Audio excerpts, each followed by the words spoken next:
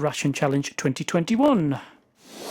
Nasser Ralph. Across Yorkshire on the BBC. So, from one activist to another, we are now going to be talking to Sahira Irshad of Mums United and Bever COVID-19 Action Group. Next, this is a more positive news story as well, alongside what Jennifer's been doing with the Russian Challenge. This is more of a local group of mums that have been nominated for a national prestigious award.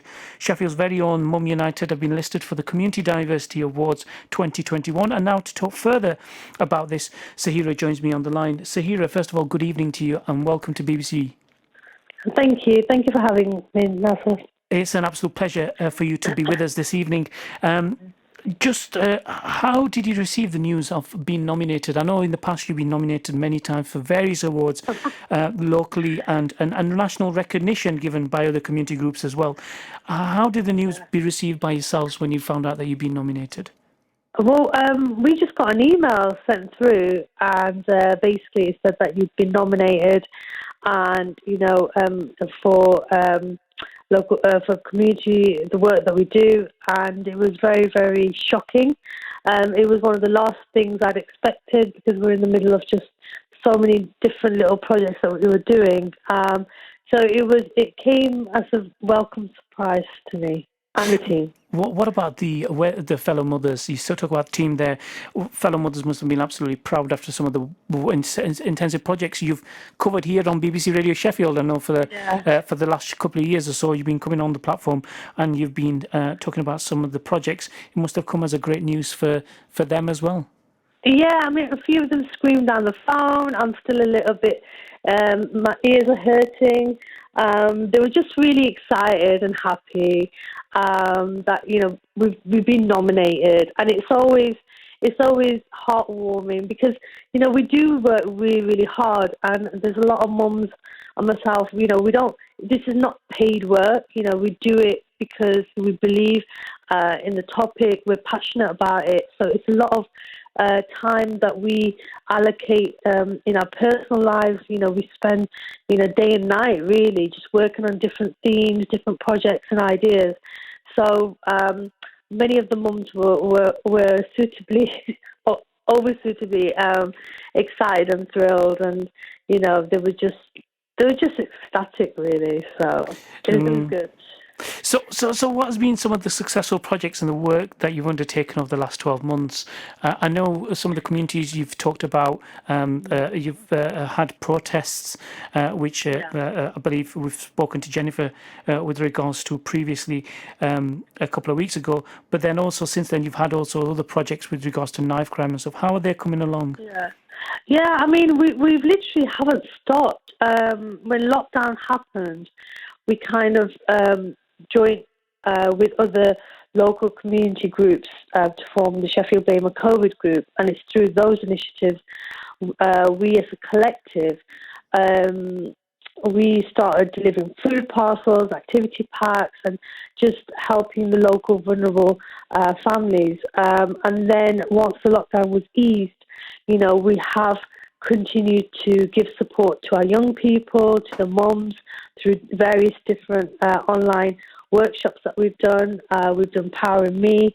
We've got a podcast that's out, The Unspoken Truths. We've done that, which is 5 episodes of mums talking about their journeys and about their hopes and aspirations and things that they worry about. And it's through those journeys that we learn about how mothers are and how they feel.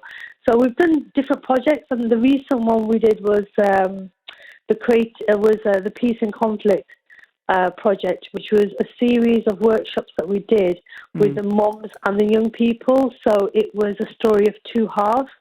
So we were looking at the young people's perspectives and the mothers' perspectives, and we had local facilitators, and also we had Quinton Green, who is the founder of Knife Crime Victim Support, who came in from London, and he's helped the mums to, bring out the poetry in them, their written word, their thoughts, their feelings, and put thoughts to paper, really. And then we performed that, the work that we did at the march.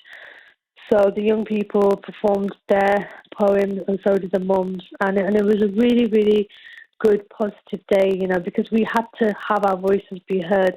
So we've kind of been fairly consistent in the work we've done.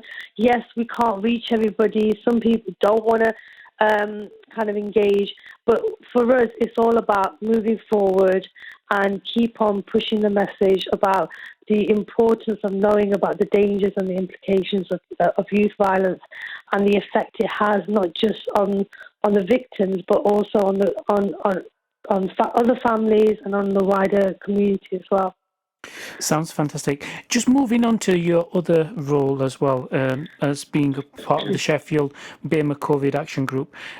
What is the level of support out there with regards to food banks? Is there still a need as we're coming towards the end of COVID now, hopefully on the last leg of COVID, subject to the announcement coming tomorrow? What's it been like in regards to providing support and assistance that you talk about? Yeah, I mean, what COVID has shown is not only the depths of, the greatness of humanity, of how people help and engage and reach out to vulnerable families, but also it's shown the disparity, between, two different, communities, as people from the same communities are suffering from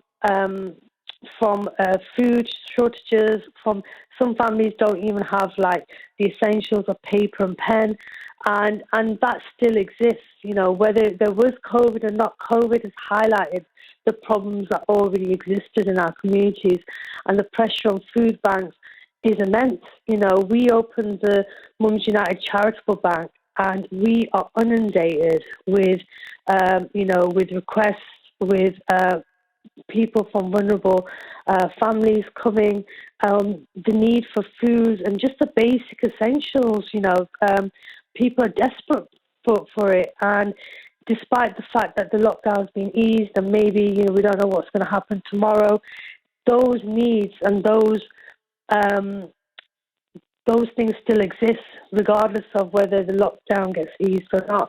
So as a BAME COVID group, what we've tried to do is come together and utilise our skills. And yes, everybody within the hub are delivering food parcels within their own organisations. But what we do as a hub is to support members, share practice and develop a strategy that will lead to the sustainable of our community organisations. So it's still hard. It's very, very hard at the moment.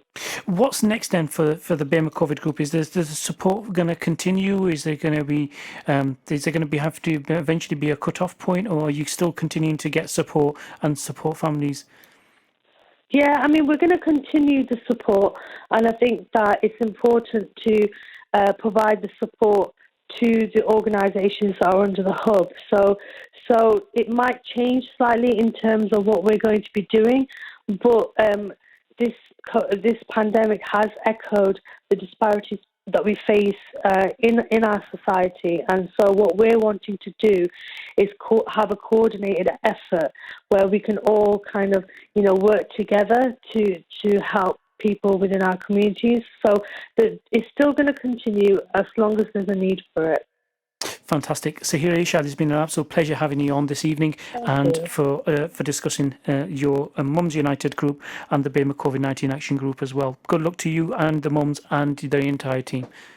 Thank you. Okay, thank you very much. That's Sahira Irshad there, who's joined us with regards to the nomination of a Community Diversity Award as well. Best of luck for the mums and for that community group. Time for a track.